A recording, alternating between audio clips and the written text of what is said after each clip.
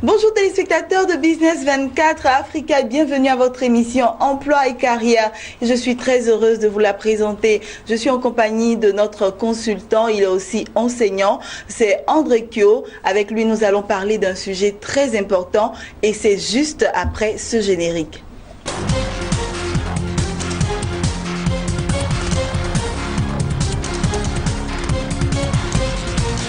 Voilà, nous sommes de retour sur ce plateau. Je vous le disais tantôt, André Kyo est avec nous. Bonjour André Kyo. Bonjour. Merci d'être sur ce plateau. Merci. Voilà, on va commencer tout de suite avec ce thème-là très important qui est la formation continue, levier de performance des entreprises, n'est-ce pas André Kyo? Et c'est un levier de performance pour les entreprises, pour les salariés aussi. Vous allez nous expliquer pourquoi la formation continue est aussi importante. Merci beaucoup. Très heureux de vous revoir. Merci, c'est partagé. En fait, la formation continue est élevée des entreprises. Pourquoi? Parce que aujourd'hui, la plupart des employés font la formation continue, mais peu aussi sont certains ou bien peu ne comprennent pas totalement pourquoi il faut se former. Très souvent, les gens font de la résistance lorsqu'on leur donne une action de formation, ou bien il y a des entreprises qui trouvent que c'est une perte de temps. Et donc, nous, à BNV, notre rôle, c'est d'attirer l'attention des uns des autres pour que nos entreprises soient beaucoup plus performantes. Parce que pour arriver à l'émergence tant souhaitée, il faut des employés performants dans des entreprises performantes. Alors, on va commencer peut-être par les salariés. Les salariés, pourquoi? Parce que un salarié qui est bien formé, il travaille mieux. Alors, on va leur dire, quand il est parfaitement bien formé, il devient plus utile, il devient mieux outillé. Et donc, il devient beaucoup plus aguerri aux tâches. Au lieu que les entreprises prennent de nouvelles personnes en disant que l'entreprise n'est pas bien formée, il est mieux de former les gens encore. Et en Côte d'Ivoire encore, on a une structure qu'on appelle le fonds, le FDFP, le Fonds pour le développement de la formation continue, qui finance les formations. Et donc, pratiquement, les entreprises ne payent pas de l'argent directement pour former. Les employés payent, cotisent à partir de leur salaire. On prend 1,2 points sur leur salaire pour constituer une base ou bien un fonds de formation pour les formations. Donc, les employés cotisent. Et donc, en principe, lorsqu'on a cotisé, ils devraient, comme c'est mécanique, c'est les impôts, ils ne se rendent pas compte, mais ce n'est pas des impôts qu'ils payent, qu'on prélève sur leurs revenus. Je parle plutôt des entreprises privées, puis on est dans le privé. Et donc, eux, on doit les former pour qu'ils soient efficaces. C'est cela. Donc, c'est extrêmement important. Et la formation permet aussi à l'entreprise d'actualiser ses connaissances, à l'employé d'actualiser ses connaissances. Par exemple, quelqu'un qui a fait une formation en informatique, il a travaillé bien en Word, Excel, en bureautique, après 1 ou 2 ans, mais il n'est plus très outillé parce que les logiciels ont évolué. Oui, au fur et à mesure, ça évolue. Les données évoluent très vite. Et donc, certainement, il peut être dépassé. Ensuite, on n'a pas de l'évolution technologique, mais aussi, il peut acquérir de nouvelles qualifications en plus. J'ai vécu ce cas-là à l'époque, en 1995, dans une banque de la place, où lorsque la banque a basculé dans le réseau informatique, il y avait une 60aine de dames qui faisaient la saisie avec les anciennes machines dactylographiques. À un moment donné, c'était plus utile. Donc, ils ont dû laisser pratiquement 50. On a réformé, d'autres qu'on a reconvertis pour travailler sur les outils informatiques qui étaient plus rapides et plus performants. Mais pourquoi ne pas former ces dames-là et puis les renvoyer? Non, on ne les a pas renvoyés, on les a reconvertis, d'autres sont devenus caissières, mais on n'avait plus besoin des pratiques de saisie. Mais on pouvait les former pour qu'elles puissent, je veux dire, reprendre leur poste avec ces nouveaux outils-là. Mais c'est ça, non, vous posez là une question indirecte. En fait, lorsqu'on saisit sur les anciennes machines, nos enfants ne savent même pas ce que c'est, mais c'est les anciennes machines dactylographiques. Mais là, la dame peut, pour saisir un texte de 10 pages, elle peut mettre 2 jours. Là, les ordinateurs, ça va plus vite. Rapide. Donc la dame, elle devient plus outillée et donc elle avale le boulot que 10 personnes faisaient pratiquement en une journée. Donc on n'a plus besoin des autres. C'est un point technique, on n'a pas le choix. Donc est-ce qu'on les renvoie pas? Ça, c'est pas notre problème, c'est pas notre préoccupation ici. Mais tout jeté, comme m'avait dit qu'on les avait reconvertis, d'autres sont devenus caissiers. Non, monsieur, ce que je vous demande, c'est que vous avez dit que ces personnes ont été reconverties, ces dames-là, elles ont été reconverties. Mais je veux dire, normalement, elles pouvaient suivre une formation avec les nouveaux outils, c'est-à-dire ces ordinateurs-là, on les formait à l'outil informatique. Et puis voilà, elles restaient à leur poste. Ou bien, ça ne pouvait pas se faire? Non, techniquement, elle ne pouvait pas parce que... Elle ne pouvait pas. Lorsque on a par exemple 60 opératifs de saisie avec les anciennes machines, mais l'ordinateur peut faire le boulot de 10 à 15 personnes. Donc on a formé une, sa capacité, son rendement devient tel qu'elle prend la place de 10 personnes à moins. Je dis, c'est un exemple. On ne peut plus garder les autres à ce même poste parce qu'elles ne seront pas rentables, elles ne seront pas utiles pour l'entreprise. L'entreprise cherche l'efficacité. D'accord, donc c'est bien compris. Ils ont formé certaines, mais d'autres n'ont pas pu avoir leur place là. Leur place, donc on les a reconvertis ailleurs. D'accord, mais c'est pour dire, mais une entreprise aussi pourrait les renvoyer. C'est pour dire quoi? Il faut que les gens actualisent leurs connaissances et leurs compétences. Parce qu'il y avait des entreprises qui formaient les gens à Word Excel. On n'avait pas besoin que l'entreprise les forme.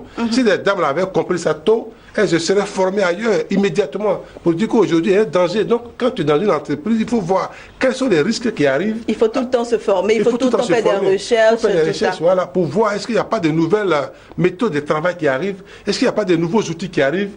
Est-ce que je serai toujours compétent. Alors, quand les nouveaux outils arrivent, mais il faut s'adapter. Il faut réclamer la formation à l'entreprise. Donc, il faut réclamer la formation à l'entreprise. À l'employeur, ça veut dire. Il faut réclamer la formation. Bon, évidemment, pas avec les grèves, mais il faut réclamer la formation parce qu'il faut être... De manière pacifique. De manière pacifique. D'accord. De manière pacifique, il faut réclamer la formation. Mais la formation est tout utile pour... Donc, j'ai pris ce cas-là. Mais pour dire quoi, lorsqu'on forme les gens, ils deviennent plus outillés, ils deviennent plus rentables. Parce que l'erreur que les entreprises ne doivent pas faire, on trouve que la personne qui a fait 2 ou 3 ans n'est plus outillée, on le remplace par un nouveau qui arrive. Mais le nouveau qu'on prend, tous les gens de ressources le savent, il bloque l'entreprise de façon involontaire. Parce qu'il a le temps de s'adapter à l'entreprise. Sur une certaine période. Une période de 3 mois, 6 mois. 3 mois renouvelable une fois, 6 mois. Mais les 6 mois là, pourquoi la loi a demandé? Parce qu'il faut que la personne ait le temps de se former. Donc voilà, de s'adapter de quoi la culture de l'entreprise pour s'adapter à son nouvel environnement. Voilà, donc s'il ne le fait pas, il ne pourrait pas être efficace. Tout à fait. Ça mais le temps qu'il apprend, mais évidemment, ça réduit le rendement de l'entreprise. Parce que chaque employé, c'est un pion qu'on déplace. Mais s'il met un creux, mais évidemment, il vous retient en arrière, vous ne pouvez pas le laisser. Donc, vous êtes obligé de l'attendre pour que vous rattrape. Donc, c'est pourquoi on conseille aux entreprises, au lieu de dire aux anciens qui sont mal formés, on les libère, on prend de nouveaux. C'est bien de prendre de nouveaux, mais il faut que trouvent des anciens en place qui vont les canaliser, qui vont leur donner les conseils, qui vont les coacher. Mais en même temps que le nouveau qui arrive, il faut qu'ils sachent, c'est l'objectif qu'on avait donné dans l'émission précédente. C'est un ancien, mais il faut respecter sa légitimité. Il est là il y a longtemps, il connaît la maison.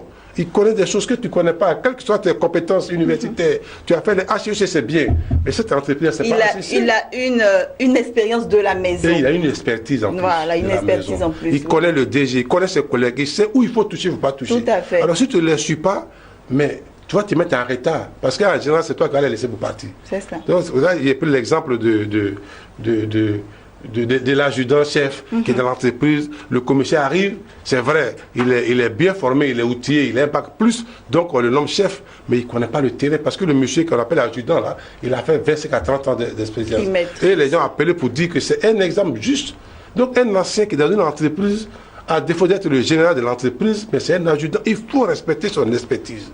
Si tu veux progresser, c'est extrêmement important. Donc les anciens peuvent former les nouveaux qui arrivent, et que les nouveaux aussi doivent écouter les anciens, mais les anciens aussi ne doivent pas prendre les nouveaux comme une menace pour les combattre. Parce que quoi qu'il en soit, il est clair qu'on a 2 éléments dans la vie qu'on ne peut pas échapper, la vieillesse ou la mort. Oui, vous l'avez dit dans l'émission précédente. Voilà, absolument. Voilà. Comme la répétition est pédagogique. D'accord, c'est bien noté. On va poursuivre. Mais moi j'ai une autre question. Est-ce que la formation, très souvent, les entreprises ne veulent pas former parce qu'ils se disent que bon, on aura besoin d'un salarié pour une tâche, il est en formation, ça sera compliqué, et on remet toujours à plus tard pour ne pas former les salariés. Mais c'est l'objectif de cette émission. La formation fait partie de l'emploi. Est-ce que vous me suivez? Lorsque vous partez vous former, vous ne vous formez pas pour vous-même, vous formez pour que l'entreprise soit performante. Je ne vais pas citer une entreprise, mais il y a une entreprise, quand les gens vont à la formation, ils donnent des perdièmes. C'est parce qu'ils travaillent, ils vont à la formation pour être mieux équipés. C'est comme un soldat qu'on forme pour aller au front. Ils ne se forment pas pour lui-même, ils se forment pour être efficace. Pour la nation. Pour la nation. Donc une entreprise qui forme son employé, c'est pour qu'il soit plus efficace, pour être au service de l'entreprise. Donc il travaille, c'est comme s'il était au travail en fait. Donc le fait de faire la formation, ce n'est pas un vide. Et ensuite, quand il y a un DRH, mais il doit combiner les éléments de telle sorte que il ne mentent pas. Oui, qu'on ne sente pas on ne sente pas. Mais même quand on a senti le vide, mais quand il y revient, il aura envie de mettre en pratique ce qu'il a appris. Donc il va rattraper. Et ce qui est important pour l'entreprise. C'est extrêmement important pour l'entreprise, voilà. D'accord. On poursuit, André Kyo. Oui. Avec l'importance on a parlé des salariés, maintenant pour l'entreprise. Oui, mais c'est hyper important, encore beaucoup plus pour l'entreprise. Parce qu'un employé bien formé, on l'a déjà dit, mais ça limite ce qu'on appelle le turnover. Ça dit quoi? Et un employé, très souvent, vous voyez dans les entreprises où les gens viennent, ils font 2 mois, 3 mois, 6 mois, ils s'en vont. 2 mois, 3 mois, 6 mois, ils s'en vont.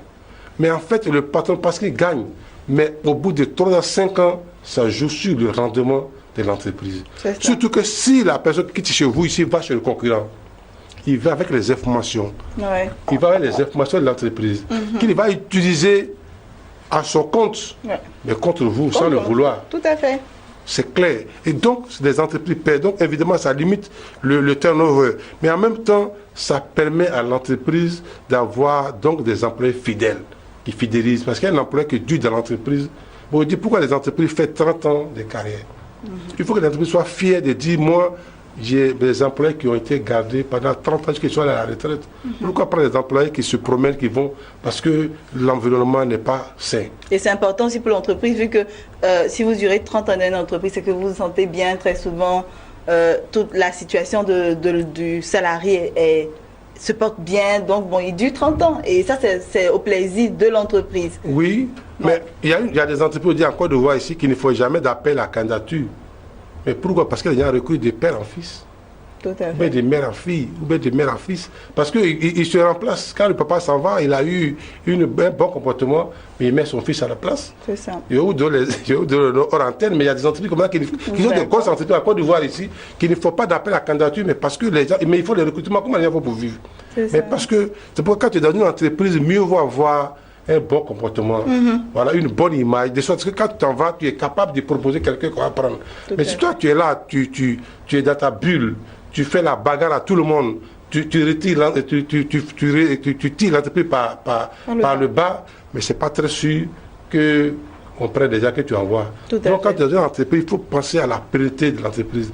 Comment il doit faire pour que l'entreprise avance et qu'elle augmente. Et puis le dernier point pour ne pas être... Voilà, ça améliore la productivité et le rendement de l'entreprise. C'est extrêmement important.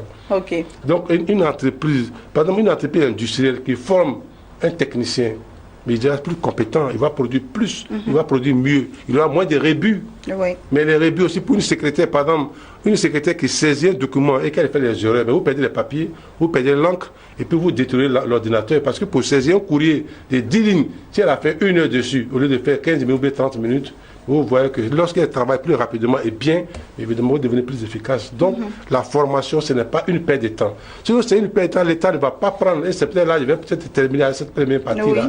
L'État ne prendrait pas le temps de créer un organisme, une structure qu'on appelle le FDFP, en tout cas le cas de la Côte d'Ivoire, mais ça d'après presque tous les pays. Dans le cas de la Côte d'Ivoire, le FDFP, c'est une banque de la formation. Et il y a des cabinets qui sont agréés pour. D'accord. Donc, dans tous les domaines, on devrait former les employés. Dites bien dans tous les domaines. Ça existe. Et le fonds est là. Et le fonds demande que les gens se forment. C'est les employés qui refusent de se former et les entreprises qui n'encouragent pas les employés. Voilà, mais il y a beaucoup d'entreprises aussi qui se forment. Il y a un embouteillage au niveau des entreprises. Mais il y a encore des entreprises qui résistent. Et notre objectif, c'est de leur dire, dans l'UFD, pour former les employés. Eux, ils gagnent et l'employé gagne. Et c'est ce qui fait les entreprises émergentes, les entreprises solides. D'accord, voilà. pour une Côte d'Ivoire émergente. Absolument. Merci, André Kyo. Voilà, c'est ici qu'on va s'arrêter pour cette première rubrique-là. Et on va passer directement à la deuxième rubrique, créer mon entreprise.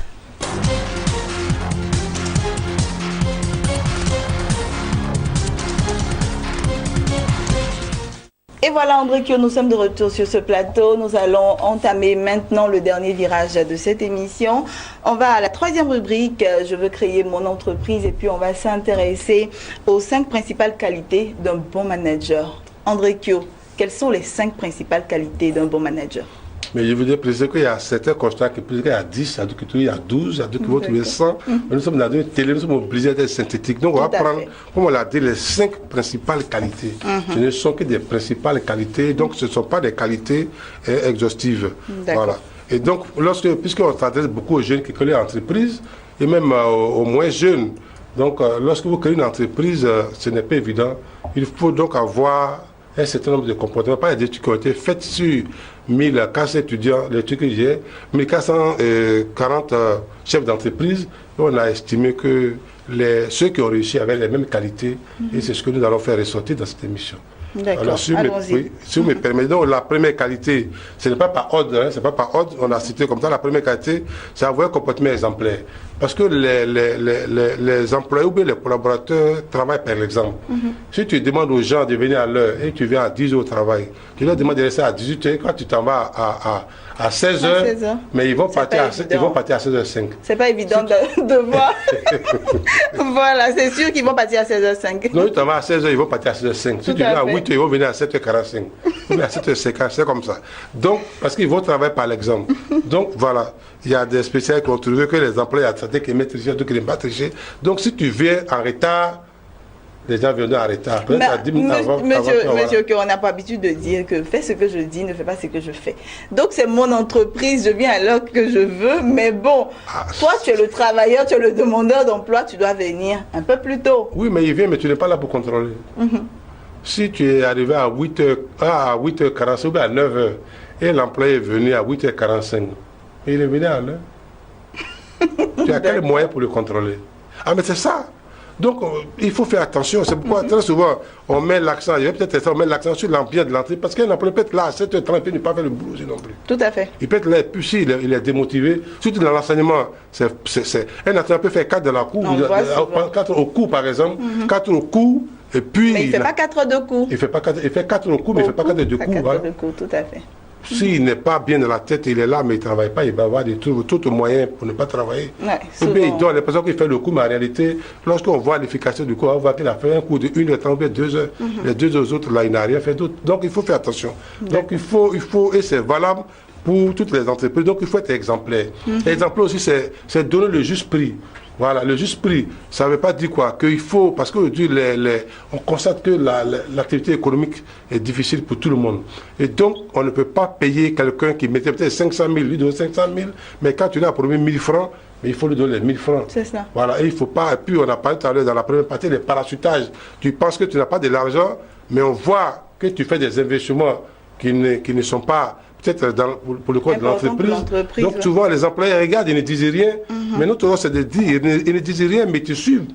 Est-ce que vous me suivez? Lorsque vous dites vous n'avez pas là, vous prenez toute la famille par exemple, et vous partez en vacances, je ne sais pas moi. Sur les îles Caraïbes. Bon, voilà.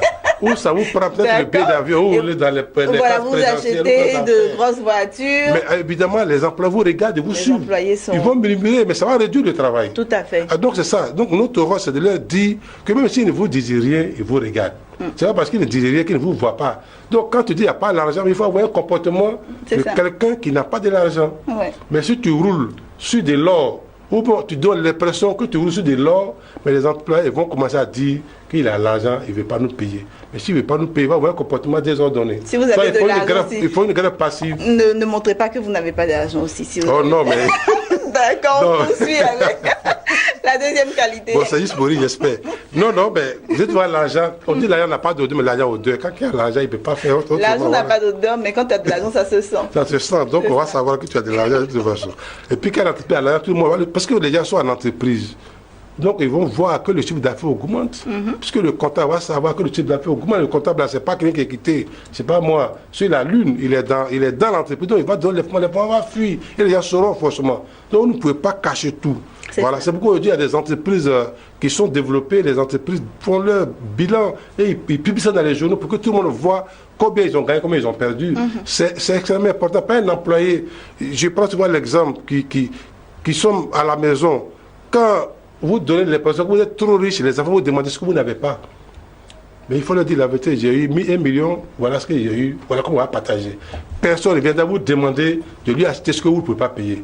Mais quand tu as l'argent, on ne sait pas. Quand tu n'as pas l'argent, on ne sait pas, mais les gens te posent des questions, ils te proposent des choses que tu ne peux pas payer, tu es malheureux. Moi, il leur demande d'être ouvert. Donc, il faut être ouvert avec les employés. Voilà, c'est pas quand il est là depuis longtemps. Quelqu'un avec vous travaille depuis 5 à 10 à 30 ans quand même, c'est pas quelqu'un qui vous fait du mal. Ouais, on a besoin de transparence. Il faut être transparent, c'est important. Et puis, deuxième point, il faut savoir écouter les gens. Écouter, aujourd'hui, on parle de mais baladeur. Un chef d'entreprise qui arrive très souvent. À l'époque, on parlait d'un chef d'entreprise, il y avait 17 étages dans l'immeuble où il occupait. Il a son ascenseur privé et il a sa clé. Quand il arrive, son chauffeur vient, il met l'ascenseur en marche, il rentre, il travaille tout le monde, il s'assoit au 17e, le soir il descend.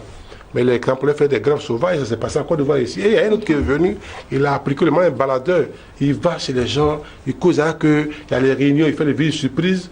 Mais les gens sont sentis en famille. C'est-à-dire qu'il faut humaniser le milieu de l'emploi. C'est vrai, le patron, mais lorsque tu joues au patron, parce qu'il y a des gens qui jouent au patron, il y a des gens qui sont patrons. Quand tu es patron, on ne discute pas, le patron, c'est tout à fait. Même il y a un monsieur qui dit, quand tu viens en culotte, on sait que c'est toi le boss. C'est tout, tu n'as pas besoin de dire, c'est moi le boss, respectez-moi. Quand tu le dis, c'est que tu n'es pas vraiment le vrai boss. Quand tu es sûr de toi, tu n'as pas besoin d'exiger qu'on te respecte. C'est toi qui décides. Voilà. Et ensuite, il faut savoir dire non. C'est-à-dire qu'il ne faut pas forcément faire plaisir à tout moment. On te demande d'augmenter le salaire. Tu n'en as pas dit pour telle raison, tu ne peux augmenter parce que avec les arguments. Avec les arguments. Tu vois peut-être le responsable syndical ou bien le délégué, tu lui parles, il va comprendre. C'est ça. Surtout quand il voit que ça ne va pas. Il ne faut pas leur faire comprendre, savoir que, ou bien faire croire qu'ils ne sont rien du tout. C'est toi qui commandes et qu'ils sont là. Tu leur donnes du boulot et qu'ils doivent montrer leurs résultats. Non, ça devient dangereux pour les entreprises. C'est ce qui fait que la plupart de nos entreprises en Afrique ont du mal à décoller parce que la plupart des patrons se comportent comme des chefs du village. Il y a un monsieur qui me disait, c'est un cadre même du FDP qui disait au cours d'une réunion que la plupart des chefs d'entreprise en Afrique se comportent comme des chefs orchestres. Au lieu d'être des chefs d'orchestre. Le chef orchestre, il pense qu'il connaît tous les instruments. Il peut chanter, il peut être lead vocal, il peut être choriste, il peut jouer tous les instruments. Mais ça, on n'a pas besoin.